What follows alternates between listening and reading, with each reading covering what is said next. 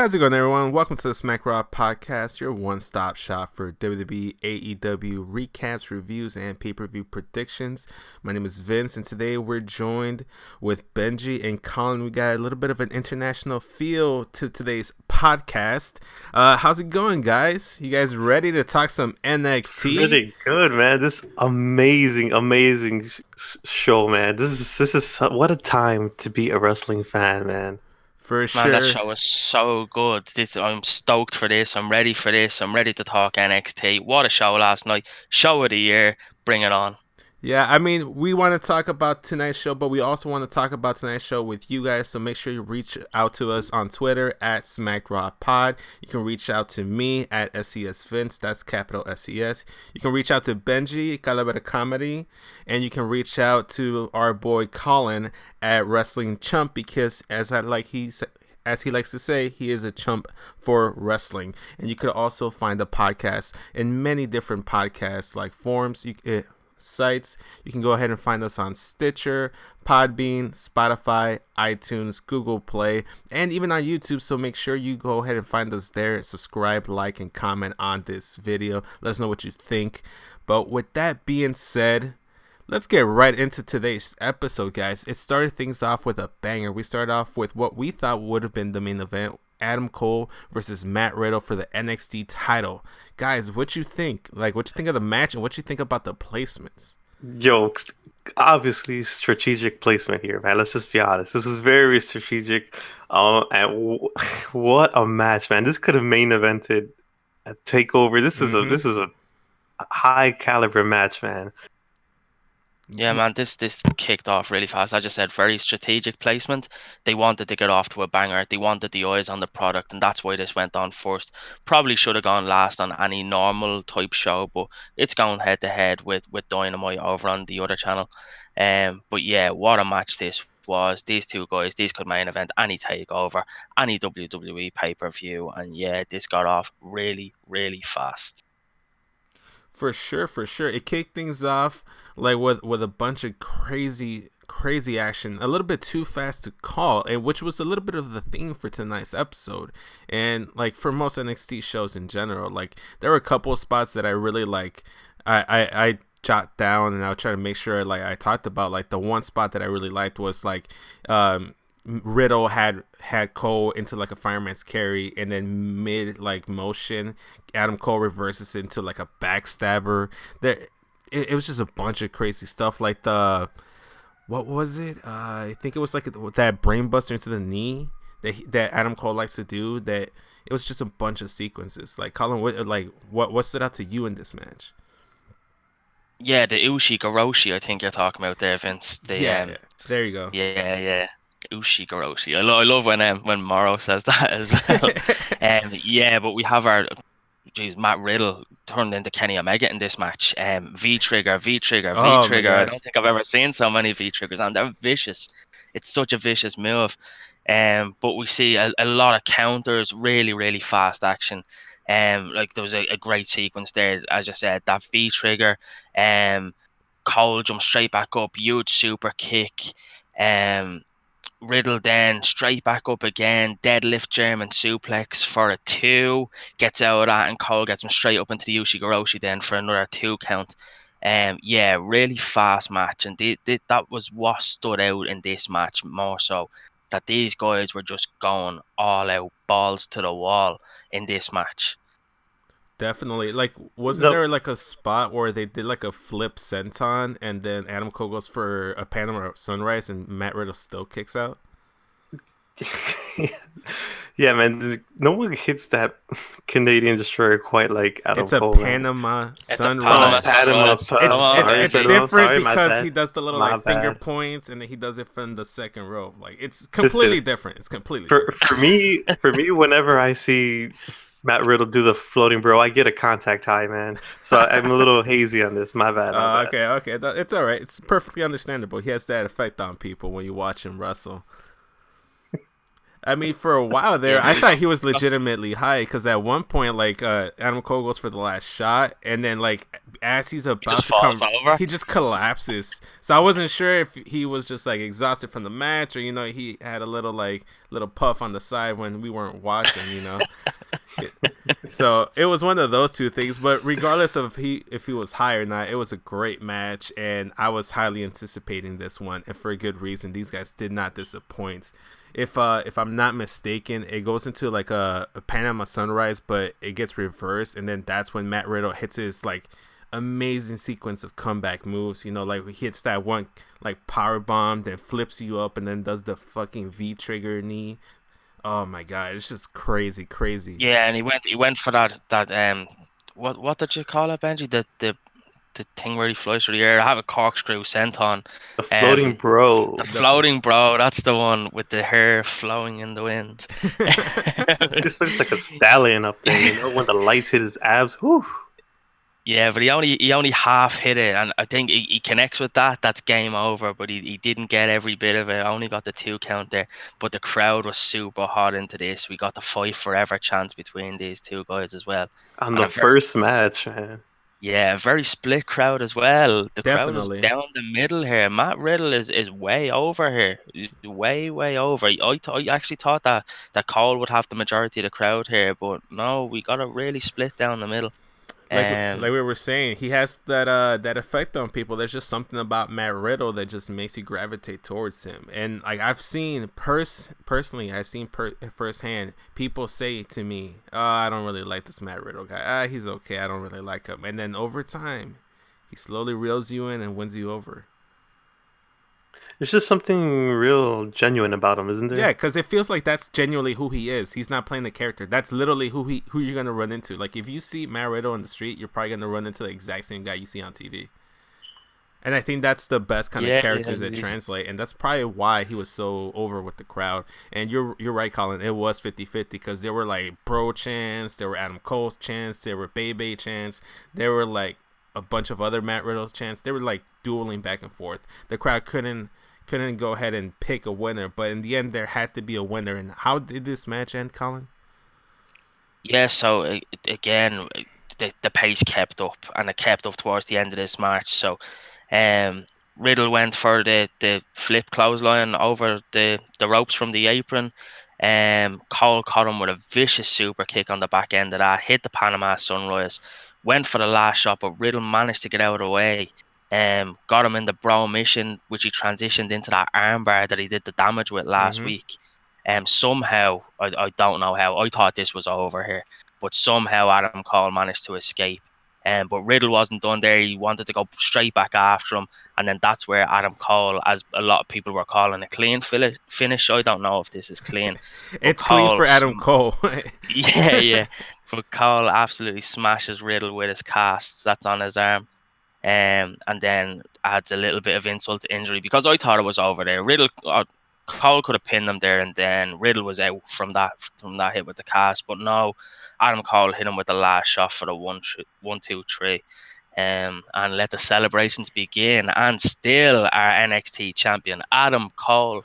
Baby. Yeah, there you go. So Adam Cole ended up winning the match. He was celebrating. He was in good spirits. Undisputed Era is draped in gold. What can go wrong? There's nothing that can stop this momentum train, right? Wrong, guys. No. Because we had probably the biggest surprise of the night, if not the second biggest. The music hits. The name on the Titantron flashes. Balor, and Finn Balor makes his return to NXT TV. He comes out and confronts Adam Cole. Damn. What a moment, guys. What a moment. Like, I don't think anyone saw this coming. Everyone was talking about maybe Kevin Owens would come back to NXT, join the Undisputed Era. But no, I didn't see a single soul mention Finn Balor as a possibility to join the NXT brand.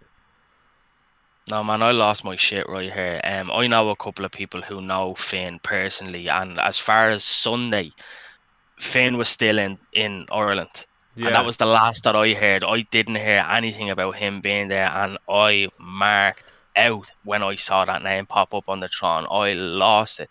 1:30 in the morning my time, I had to be a bit quiet, but I was jumping around my living room, absolutely losing it, as quiet as possible.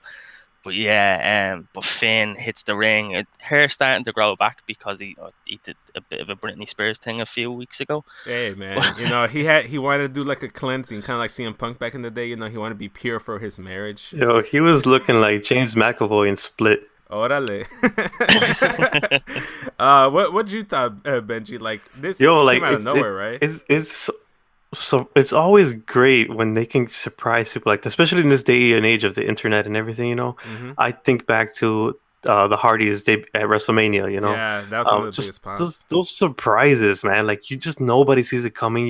It's like people like to report things, everything on the internet and everywhere. So whenever we get these moments where it's like, what that happened? I had no like. I always pop for that stuff, and I never expected. I just thought he was still like being like, over here zen with Buddha and everything after like the Fiend snapped his neck. Hey man, the Fiend snapped his neck so hard they sent him straight to NXT. Man, maybe that's some of Damn. his powers. I don't know. But for one, I'm kind of glad because like they used Finn correctly. If he is gonna be in NXT for a while now, and he's not gonna go straight back to the main roster, then they used him effectively. They knew that he was going to be leaving, going on his little break, and maybe going to NXT. So they used him to put over the Fiend. But now, and it was a great thing, and it didn't hurt him negatively because obviously that Full Sail crowd, you bring back one of those OG NXT people, they're going to pop hard. And the minute that music hit, the minute he came out, they did the entrance with him. It was just great. Like he said, like Finn said, Colin. He asked for now. Finn is NXT, or he is in NXT. Yeah, that's where again when Finn hit, yeah, I was delighted to see him. But then I was like, oh, is he here for good, or is he only here as a once off? But yeah, as Finn said, Finn Balor is NXT, and Finn's here for a while now. And anyway, Yeah, I mean, he got his very own NXT shirt, and by the way, it's an amazing shirt. Finn Balor always has great fucking merch, but that shirt, I gotta go ahead and get it. I gotta help. yeah, Finn's getting more of my money. Absolutely. Yeah, there you go. Hell yeah. Get our money, Big Daddy Finn. All right, so the next segment we had was Velveteen Dream. He came out to the front of the stage with a brand new sofa, by the way. He was surrounded by lasers, smoke, and a bunch of beautiful women. But what was the premise of his promo, basically? There was a lot of innuendos. There's a lot of innuendos, and I gotta say once and for all, Velveteen Dream he's the so fucking dream. You know what I mean? Yeah. a lot of innuendos, little double entendres, he's not, he's comfortable. That's the first time, he's comfortable with who he is as a wrestler. Right. Guys, Velveteen Dream, he's sexy. That's what he is. Yeah. Someone had he's, balls to say. he's that sex symbol is what he is. Like, he comes out and he's speaking to the crowd so passionately, and he says to them, what you're feeling now is the climax of life. Like, so sexy by Velveteen Dream, and he just had provocative. He also made a reference about how well. he's not afraid to take on more than one man at once, referencing the Undisputed Era ganging up on him last week. Yeah, he's never shied away from taking on one man at a time. Oh man. Yeah, but he goes on to challenge Strong to come out of the shadows of Undisputed Era and to face him in a rematch for the North American Championship. And yeah, he basically, without actually saying it, he basically calls Strong a bitch, saying that he's hiding behind the rest of the Undisputed Era. And yeah, if these two go 1-on-1 again, another banger as well, because I love the Force match, and yeah, I can see great things happening with these two going again. For sure. I can't wait to see that match. But another match I can't wait to see is the Cruiserweight Championship match between Lio Rush and Drew Gulak next week. Like we saw, it was last week, if I'm not mistaken, where Lio Rush got the number one contendership, beat Oney Lorcan for it, and now he's facing Gulak. And honestly, I can't wait because for one, I'm excited for Leo Rush to be back on TV and get more in-ring action, but I'm also excited to see the cruiserweights on NXT because even though they put on banger matches on 205 Live, a lot of times people don't tune in and they go missing. Nobody goes ahead and sees the talent these guys have. And NXT, as we've seen today, it's a can't miss show. So you put them on NXT TV, you're gonna get a lot of eyeballs on that match. Yeah, it's a great platform for these two guys to put on the showcase, as you said. We don't know what the long term plans for 205 are. The word was that they were going to merge with NXT, but they're staying on Fridays for the meantime. Mm-hmm. But I think this looks like it could be a transition to Yeah. get them over to NXT, slowly Yeah. kind of bring them over to the show to eventually bring the whole thing over. But yeah, rejuvenated Leo Rush back, to fight the man of the 205 division, Drew Gulak. Yeah, this is looking out to be another banger and a great platform for them next Wednesday. I mean, Benji, you personally, you're a big Leo Rush fan, just I'm like a me, right? big I'm a big Leo Rush fan, man. I'm so glad to see him back, you know. And I think if anything, he's gonna show everybody why he is the man of the hour. For sure, for sure. I mean, hopefully they give him a whole hour. I'd like to see these guys go at it next week. But that's next week. This week we had a matchup that I knew I've always wanted, but it always like goes in the back of my mind. I forget about it.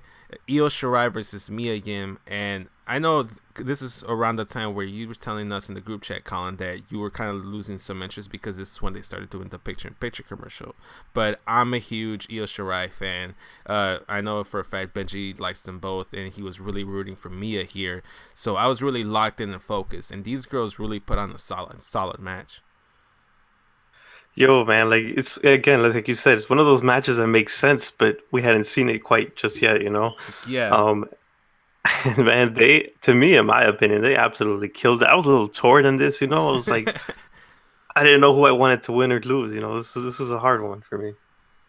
I mean, for sure. And I know we were having the conversation about this off screen, Colin, but you were like, isn't the whole point, like, isn't that a bit of like controversial or problematic that like Mia Yim's the babyface and you're supposed to be supporting her, but it was kind of hard to pick between the two, the heel and the babyface here.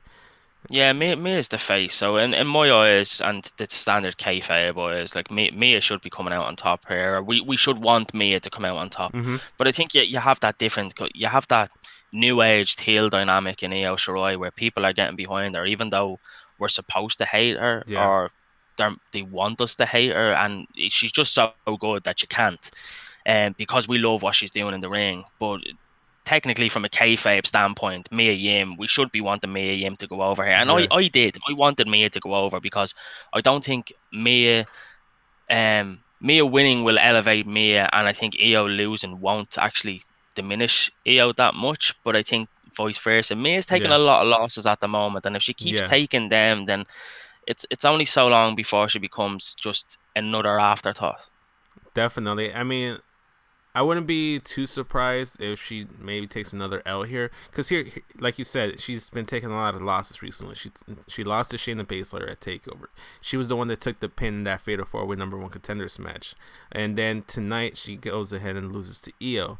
It's a little bit concerning and troubling in terms that Mia might not be able to bounce back, but the one thing that I have noticed is that look at, for instance, Candice LeRae. You look at her, and she wasn't used properly at all until tonight when she was allowed to like actually go out there, and she was built slowly back up, and from there basically like now she's like in the title picture. So I'm not too like concerned about Mia because I feel like it's NXT. This is a main roster. I don't think it's going to be a situation where something like that happens. You know, I think eventually she'll rotate back around and she won't get lost in the shuffle. Io Shirai, though, I feel like they're slowly building her back up to be like a top title contender, and maybe she gets incorporated into that feud with Candice LeRae and Shayna Baszler. But that's just my personal opinion. I'm a little bit of a what you call a mark for Io Shirai, so I'm obviously gonna be rooting for her no matter what, and it's kind of hard not to because like you were saying, Colin, she is amazing in the ring. She does so many great, incredible moves. On top of that, She has the new banger of a theme song. She turned heel, and she feels more comfortable in that.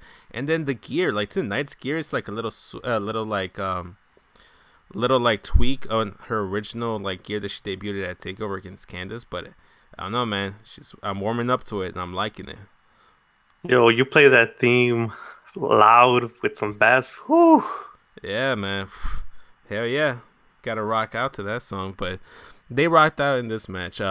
They started off like Mia tried to start things off cordial. You know, she tried to do a handshake. You know, try to be Sportsmanship. You know. Yeah, then they try to show some sportsmanship. But you know, Io was having none of it.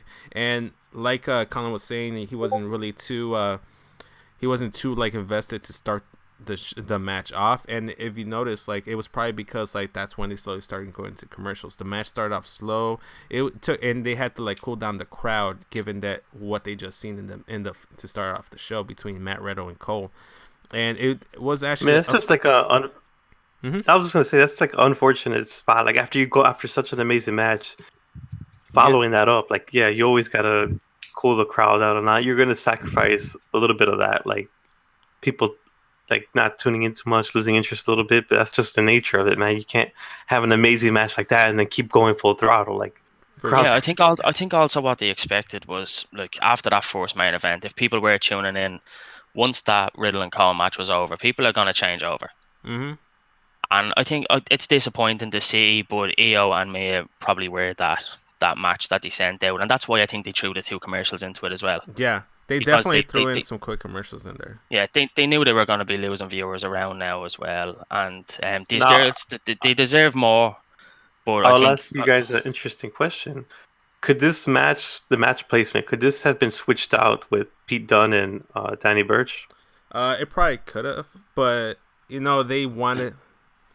I don't know, cause like it didn't last as long. Cause like the one thing that worked at this match, the one thing that worked towards its advantage was the fact that it did start off slow. It was a pretty long match too. So like by the time you got back into it, they gave you some time to get back into it. They had a bunch of great spots. You know, Io went ahead and she did her tiger feint kick that like that springboard front double drop kick.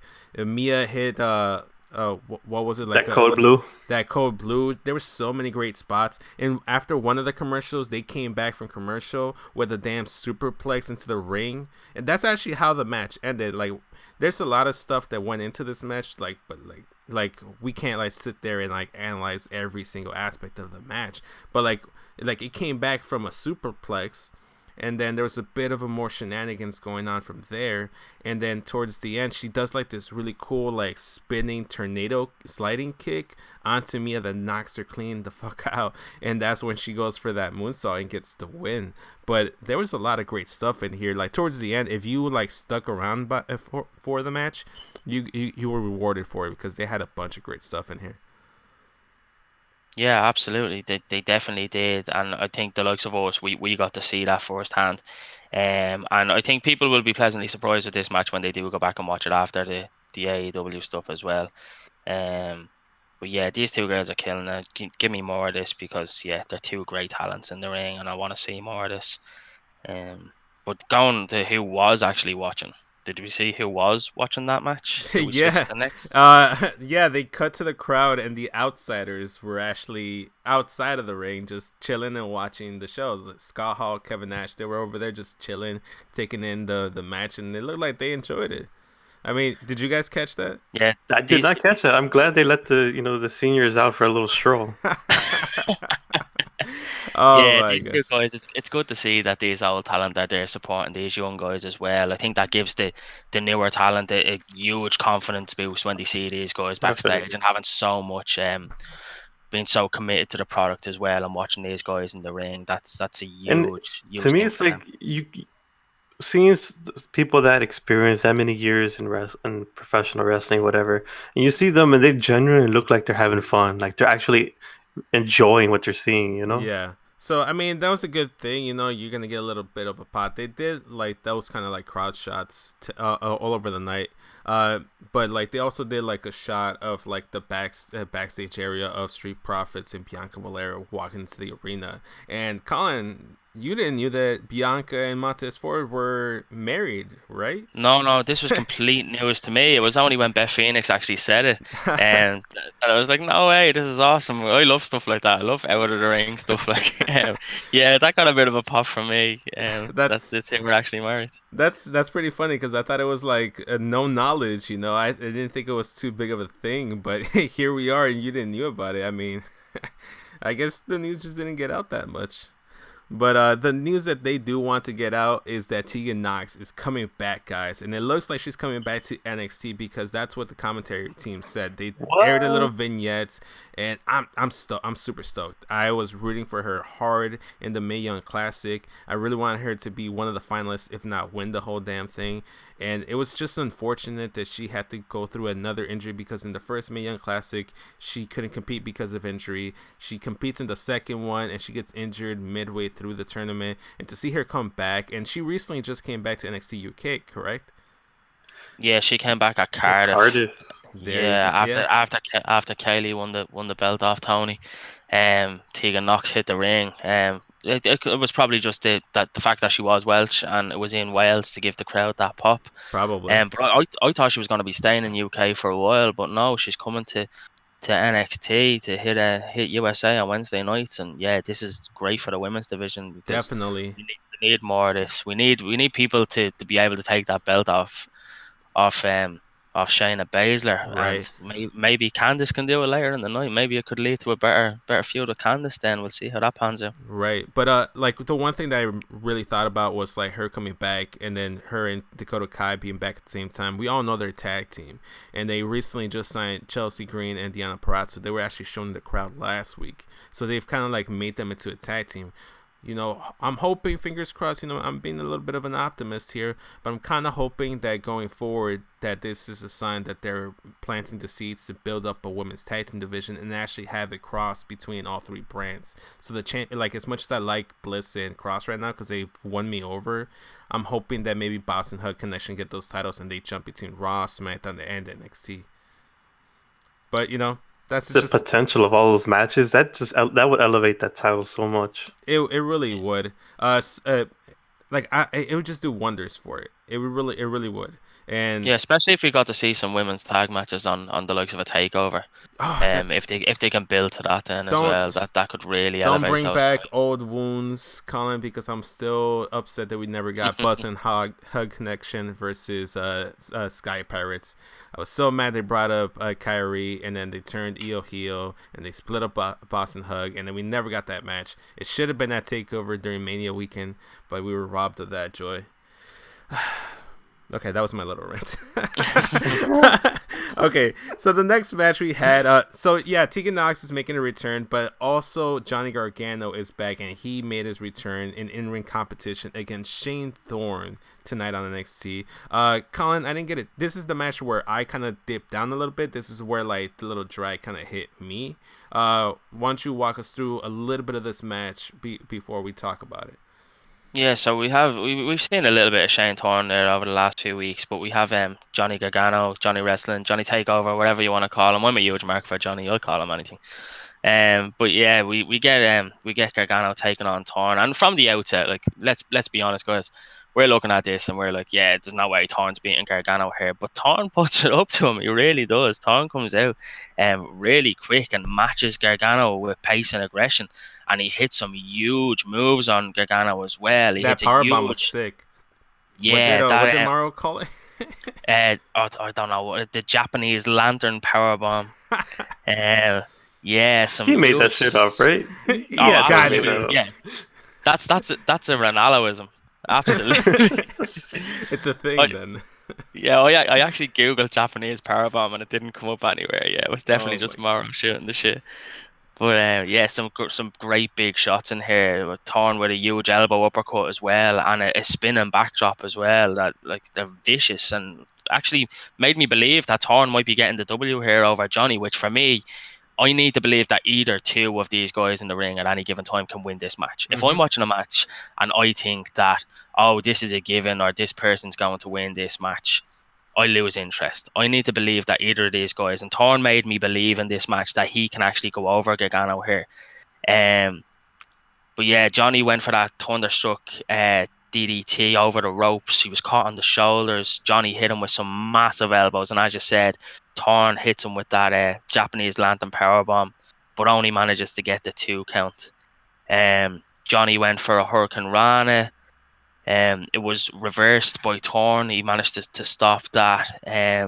He went for the super kick, and that was one of the things for this match. They kept trying for this super kick. Do you know the one that Gargano and Ciampa used to do, the DIY Yeah, finish yeah. when they're on the knees? Yeah, the 2 guys kept going for this, and it looked like this was what they were working towards. Whoever hits this super kick is going to get the win. So Thorne went for that super kick, but it was ducked by Gargano, and Gargano pulled a Candice LeRae trick out of his book and hit that Poison Rana, and then smashed Thorne with the super kick when he was on the knees, pin for the win.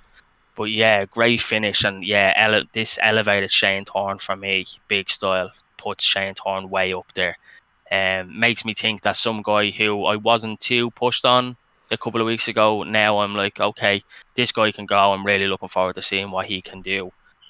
You know, But Thorne Johnny Rest, since his days with TM61 and the Might O'Neil, like he always stood out. Even you take his tag team matches against AOP, whatever, he stood out and everything. So he had the talent, but ever since they broke up and everything, like he's just been on the sidelines. You haven't seen too much of him, Yeah, they've been and trying to find his niche, try to see what he right. can do.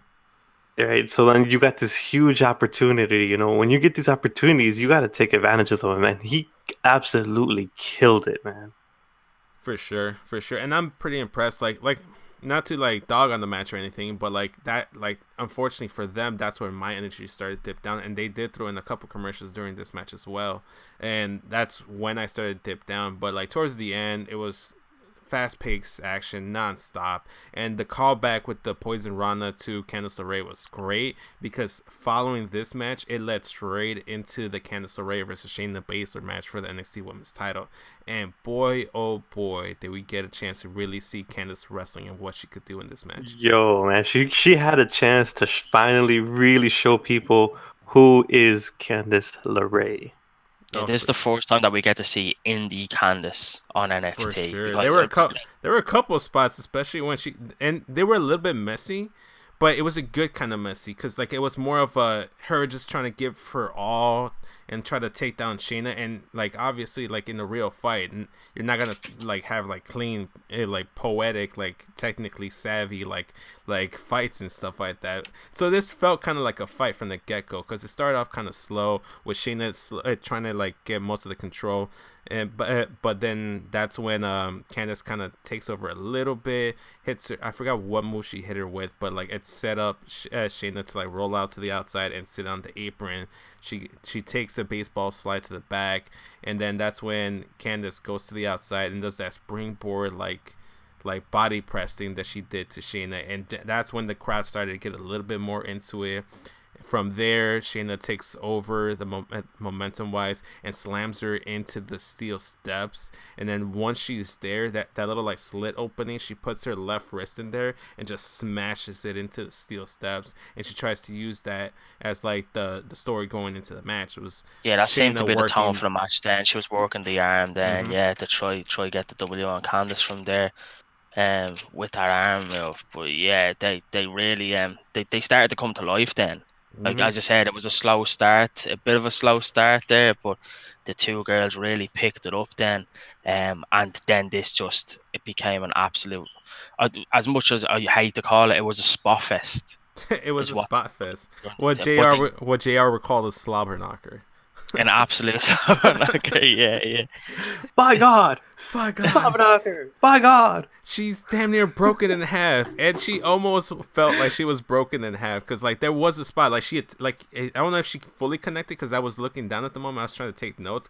That was the hard part of this match. I was trying to take some notes, and every time I look up, something cool just happened, and I might have missed half of it. I was the exact same. It looked like Candice was trying to go for like a German suplex to the outside. I don't know if she fully connected it, but by the time I looked up, like they were both on the ground, they were both both on the floor, and then Candice just saw the whole thing. It's like she saw red. She goes into the ring, does a dive, boom, knocks Shayna down. Goes into the ring, does the dive again, then goes into the ring and dives for a third time. And every dive looked more and more devastating and like it hurt even more, but it looked like it hurt Candice just as much, if not more. Candice nearly smashing her face off the barrier around the ring as Yeah. well.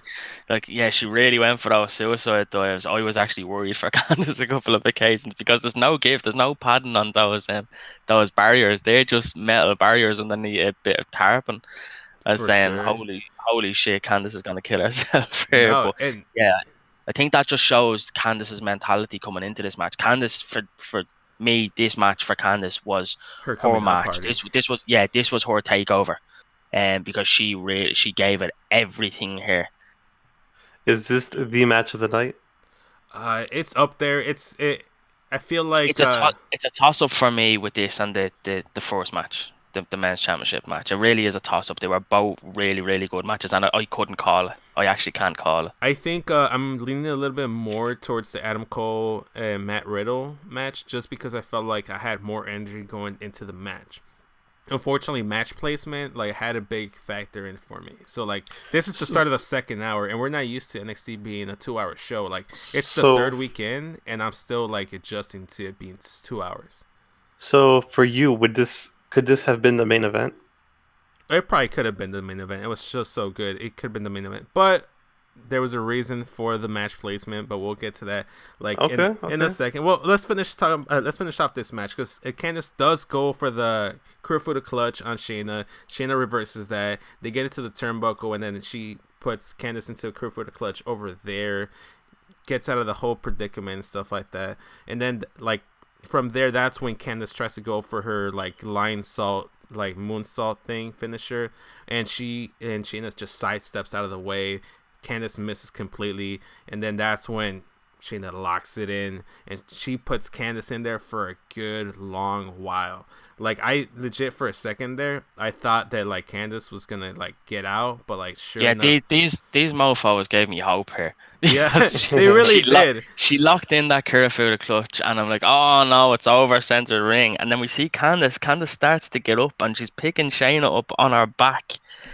And I'm like, oh my god, Candice is going to do it. She's going to do it. But then Candice's legs give way, and that was she it. just passes out. But she put on a really good fight, which is what I like. For me, it's you look at their matches that they had in the Mae Young Classic, and now look where they are now, man. They've both come so far. For sure. I'm just very excited because and they planted some seeds there too because they face each other in the Mae Young Classic as well. So the seeds were planted all the way from there. So there's history between these two, and honestly, that's what really helps. And just telling a great match, and two guys that have a little bit of history, recent history with each other, is Kushida and Walter. Obviously, we saw what happened last week. Kushida and the Fashion Police took on Imperium. And after the match, Walter is gonna kill Kushida. What? No way. Come on, man. It's Walter. Walter is going to eat Kushida. You know who Kushida is? Oh, I know exactly who Kushida is. You know who Walter is? Walter is going to kill him. Well, that's a match that we're gonna get next week. It could main event. It's just that good. We're gonna get Kushida versus Walter. It's just amazing and crazy to think that NXT can just throw a random ass match like this, and we're just like, oh fuck, damn, we gotta watch this now. And didn't Beth Phoenix make some kind of comment or something? The only way Kushida can win this is can Kushida generate the 1.21 gigawatts needed to beat Walter? Nice. That was a nice little nice little joke she threw in there. I like that. Beth Phoenix is really coming into her own.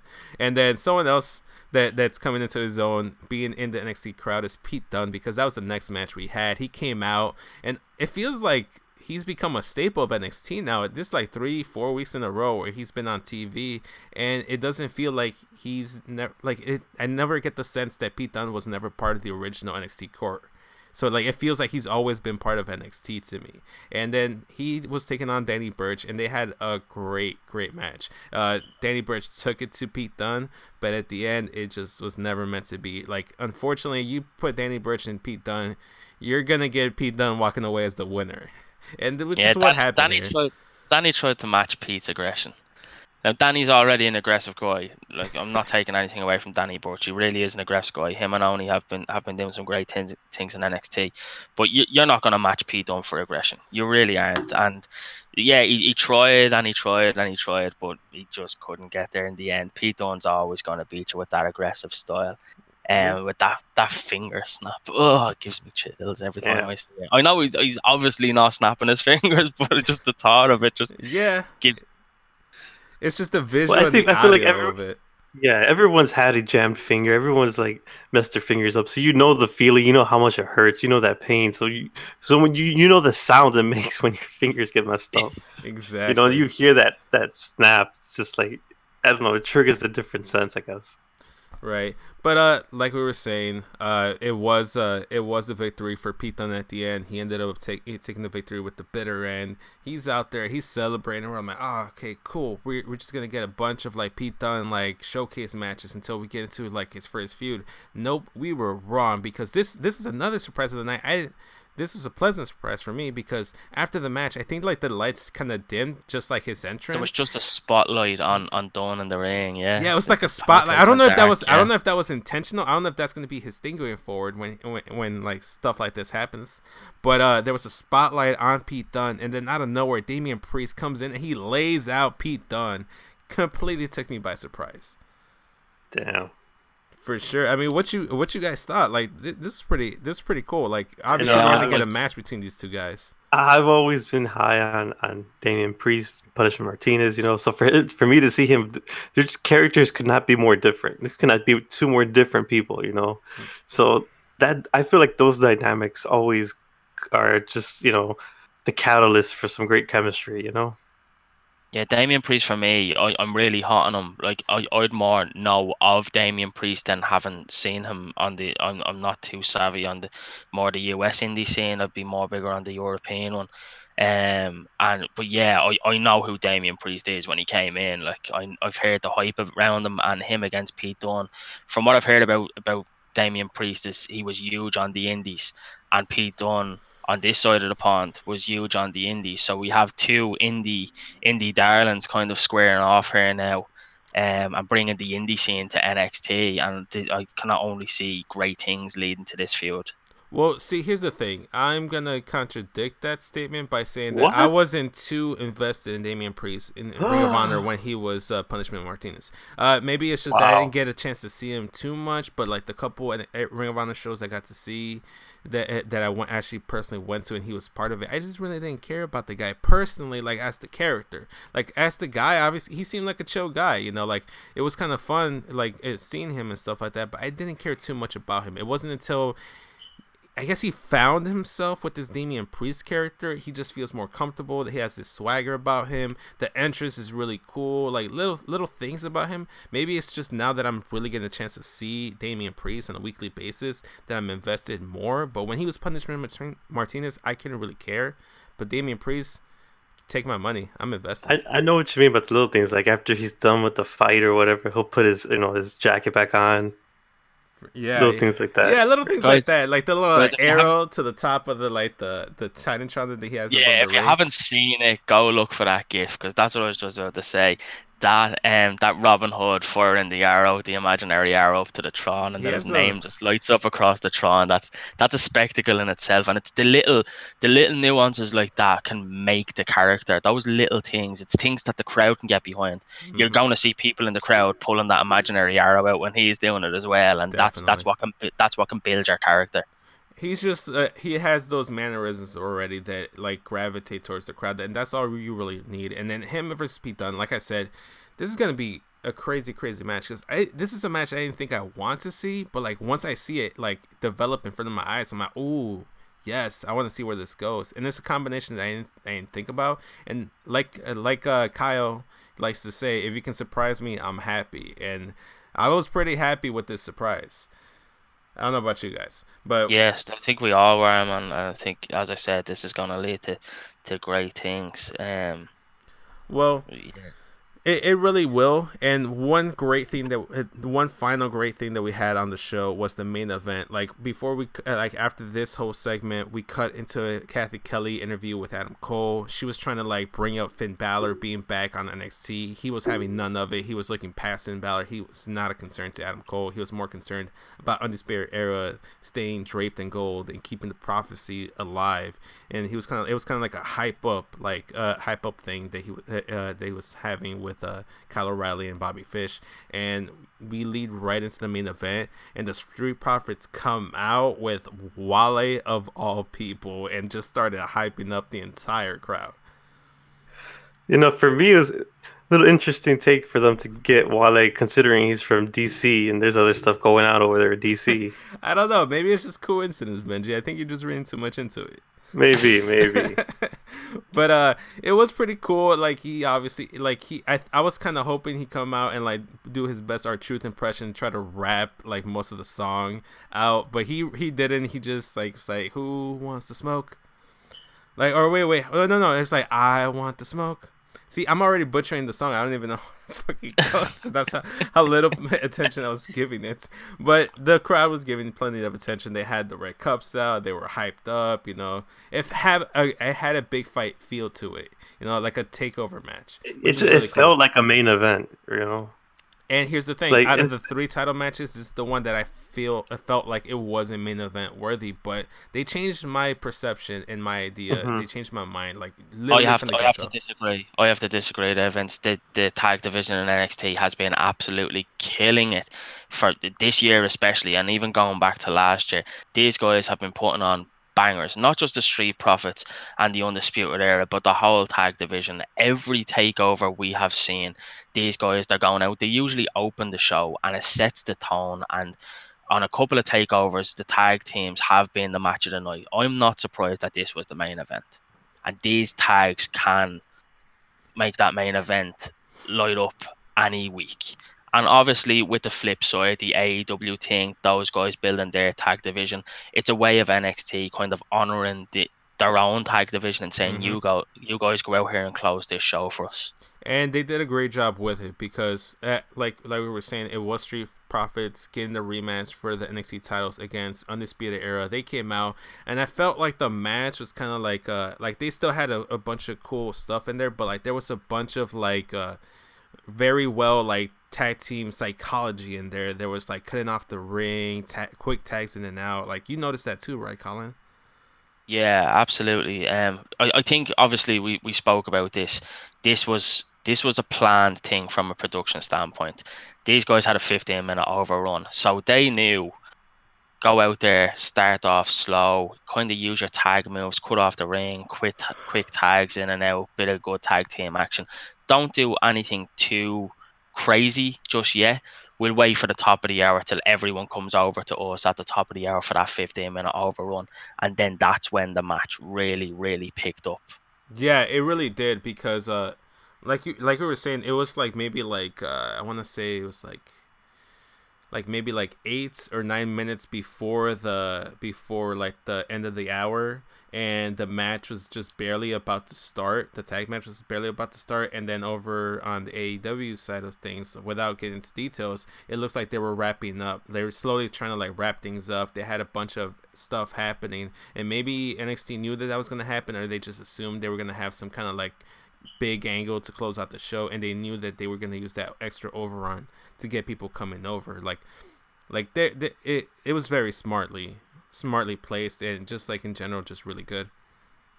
Yeah, you could see it. I actually timed it, and in around the time where you know that typical tag team move, isolate that one person, Mm-hmm. and they were doing that, with Montez Ford, Fish and O'Reilly just isolating Ford, and they did it for a good 10 minutes. But timing wise, I was actually looking at the clock. They were doing this in and around the top of the hour. So Yeah, they were slowing things down here. They were really slowing things down and waiting for these people to come over. And then we got that hot tag to Dawkins, and Dawkins just opened up then just after that hour. So people who were tuning in got to see this match come to full fruition once Dawkins got into this match, and just Dawkins just ate O'Reilly with a spear. He actually went for the spear on O'Reilly. He ducked and he hit Fish. And then that's when O'Reilly and Dawkins just start exchanging these massive hands and knees, and it was a proper brawl in the ring. But then they flooded to the outside then after this, and we got that huge spot over that corner turnbuckle. Oh yeah, there was a bunch of great spots in there. The double submission spot where like Montez like falls into like Kyle O'Reilly. That one like leading up into that like a splash to the outside, like there was 2 quick tags. Bobby Fish I think was tagging in for Kyle O'Reilly, and then he goes into the turnbuckle to try to hit like some kind of splash onto Angelo Dawkins, and that like as he's like jumping off the turnbuckle, that's when Angelo Dawkins jumps for the hot tag. He tags in Montez Ford, and then just Bobby Fish just splats on the mat, and then and then like almost like continuous, like it was just so smooth. Like he goes for the splash, he misses because of the hot tag, he hits the mat, and then Montez Ford goes in and does a frog splash. Goes 1, 2, he kicks out of that. Like the crowd goes crazy, and from there I think is when they start going into the brawl that you were talking about, Colin, and leads into that flip that Montez Ford does over the top of the turnbuckle, which is always amazing. If you can pull that off, that just shows how much hops you got. And I know we were talking about Matt Riddle getting high, but man, Montez Ford can get high up there too. Man, I don't know if it's just his body frame or what, but when he gets up there, man, he just looks like he's going to hit the ceiling. Man. For sure, he just really gets up there, and then from there, like obviously there was a bit of a like commotion going on right in the ring. Montez Ford gets Bobby Fish back into the ring. He tries to set up for another frog splash, and that's when their mate Roderick Strong comes out, causes a bit of an distraction, but he pays for it because Angelo Dawkins, like as he's standing in the apron, Angelo Dawkins comes completely out of nowhere, tackles, spears him onto the apron, and just vicious. It was crazy. He hit him on the hardest part of the ring. Did you guys happen to know that the apron is the hardest part of the ring?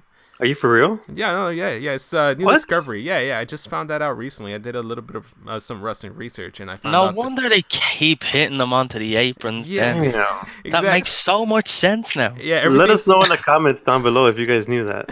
Yeah, everything's falling into place. Like I'm starting to understand wrestling a little bit more. But yeah, from there, Redragon or Fish and O'Reilly were able to like get their composure back up and get the win with the high-low. It gutted the crowd because like part of the crowd really, really was behind Street Profits, but then once they realized that the Undisputed Era is still draped in gold, they kind of like forgot about it. But man, so is this the sign the Street Profits are moving up? It's a interesting sign because they have been on Raw recently, and I wouldn't be surprised because I have been hearing reports or like rumors and stuff. You read it online and Twitter and stuff like that. So you take everything with a grain of salt, obviously. Yeah, I tweeted about this last week. I love the Street Profits. I really do. I love them in the ring, and I love the stuff that they're doing on Raw out of the ring. But I'm getting sick of it. Give me a match. Yeah. Give me the Street Profits on Raw. Like they've been there for so long now. We're coming up to like 2-3 months that they've been doing this on Raw without a match. It's like put them in the ring, guys. Enough's enough. And I think we are transitioning over to the Street Profits onto Raw. Yeah, hopefully. My only concern is that hopefully they have the tag teams and the tag team depth down to NXT to like put up with them like leaving to like Raw. Like hopefully they have enough tag team depth in their division where like the Street Profits leaving won't be a big loss, because like character wise they will be a big loss for NXT because they're one of their most over acts they have. Well, based on what happened next, we could potentially see a new or an old tag team. Yes, that is true, because after the match, obviously Roderick Strong went back in to celebrate with his friends of the Undisputed Era, Colin and O'Reilly. Fish and O'Reilly. And then Adam Cole Bebe comes out to the front of the stage. They all hold up their titles. They're all happy. They're all celebrating. Adam Cole has put Finn Balor in the rearview mirror. He's not thinking about him whatsoever. What could go wrong?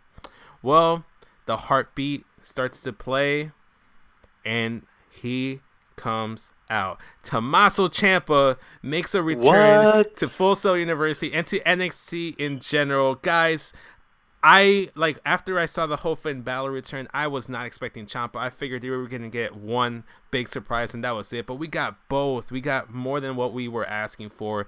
I was so excited for Ciampa to be in the program with Cole, for him to try to get his title back. But two, I was excited and happy for the man himself for being able to come back from that injury. Because if you guys saw that little documentary YouTube series that he did, it really did seem like his career was over. Yo, that stuff was so sad. Like I'm getting chills just even remembering it, man. Yeah, that was heart-wrenching stuff, man. Yeah, man, and he was holding on to his baby girl, and then he was holding on to the title. You could tell that really ate at him. And Colin, you pointed this out to us. When he came out, he wasn't looking at Adam Cole. He was looking at Goldie. He's forgetting about those kids now. He's back. Kayfabe, guys, forget about that soppy documentary that we saw there. Ciampa is back. Blackheart is back, and he came out and he didn't have eyes for Cole. He walked out. He stalked Goldie. His eyes were stuck and fixated on Goldie, and that's all he was looking at. And it reminded me a bit like, Randy Orton when he comes out, he kind of has this slithering kind of movement about him. That's what Ciampa was doing, and he was just stalking around Goldie, and then he looks up and locks eyes with Cole, and you get that head-to-head visual, and I got goosebumps. I really did, because I was expecting Ciampa when Balor came out. Right. I knew something was happening there. And I was like, oh, cue Ciampa. And then we got Balor. And then I was like, okay, Balor's after coming. We're not going to get anyone else. I thought that they were going off air. And then we get Ciampa coming out. And I popped. I marked out again for the second time that night. I felt like I was 10 years old again for the second time. I was jumping around again. But yeah, holy God, this is ridiculous. Ciampa back. Balor back. Cole is still the champion. Gargano is back on NXT. We thought that he was going to the main roster for a little while. Matt Riddle, I don't think is finished with Cole either, because as much as you want to say it was a clean finish, it wasn't a clean finish. He used the cast.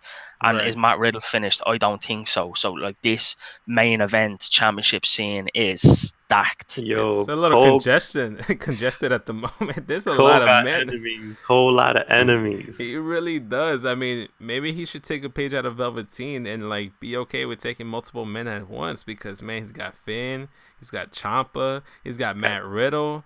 Man, like you said, Gargano maybe wants to slide his way into the NXT title scene, So there's a lot of stuff that Adam Cole has to deal with, and this kind of felt to me, kind of like back in the day when they had Adam Cole's the perfect person for this. But if you guys remember back early in the Ruthless Aggression era, where Triple H had to deal with one thing after another, and then JBL over on SmackDown, he had to deal with one competitor after another. He was always barely getting by.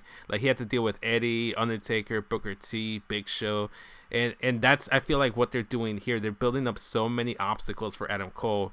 And it's also very similar to Shawn Michaels, back in the early, the mid 90s, where he's over there just just barely getting away from Undertaker and all these other guys. It felt like that, and I feel it has an old school build to it, and I'm very excited. I can't wait. That's a good take, man. I didn't even think about that. That makes a lot of sense. Definitely, for sure. I mean, yeah, there's not much else we could say about this other than wow, and I can't wait for next week. I think that just pretty much says it all. They left us kind of speechless, and extra runtime kind of helped, because man, I haven't checked Twitter, I haven't checked online, but I gotta say that even though AEW probably put on a pretty solid show, I think NXT is gonna be walking away with the talking points. You come out and have Ciampa return and then Finn Balor return on the same show, you're gonna walk away with the most buzz. The way I kind of can put this is, if I've seen a few spoilers, and I'm not going to drop anything from AEW here. I'm not going to drop any spoilers, but I've seen a couple of spoilers, and I'm not upset that I didn't watch AEW live. Right. If I had have watched AEW live and I had have seen these NXT spoilers, I would have been upset that I didn't see NXT live. That's the best way that I can kind of put it across, and that I think that just says to me how big of a show this was for NXT. For me, this was probably the best episode of NXT that they've done ever, and Oh, by ever? far, Wow. yeah. I think it's way up there in the ever episodes. Now, not takeovers. Obviously, we take takeovers out of it, but You mean episodic like in a regular show, like a a regular regular NXT? Yeah. episodic show, yeah, I think this is probably their best ever. With the surprises, the match types, the matches that we got, they were absolute bangers. I don't think another NXT tops this, and from what I've seen, it's looking like it's match of the week so far. But we still have a huge week ahead. We still have our first ever Friday Night SmackDown on Fox. Yeah, a Um, lot of season premieres this week. yeah, and Miss then TV we season premiere, Raw season premiere, SmackDown on Fox, AEW, Impact on Access TV. We have NXT going full 2 hours on USA. A lot of great wrestling, and we still The, have Hell in a Cell this Sunday. Gosh, a lot of wrestling content this week.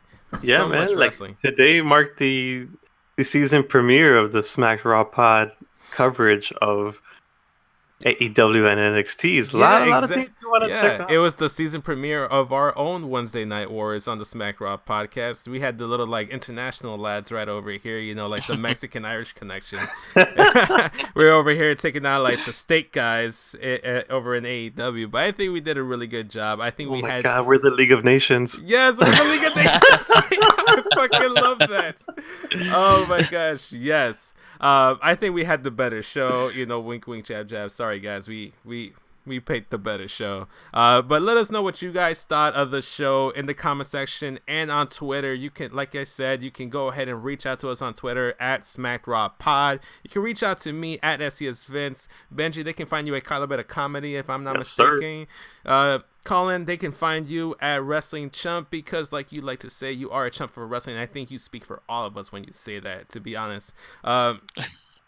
Yeah, like I don't think there's much to say unless you guys have any closing like thoughts that you want to add. Just want to say, man, what a week for wrestling! What a week for wrestling, man. This was a day.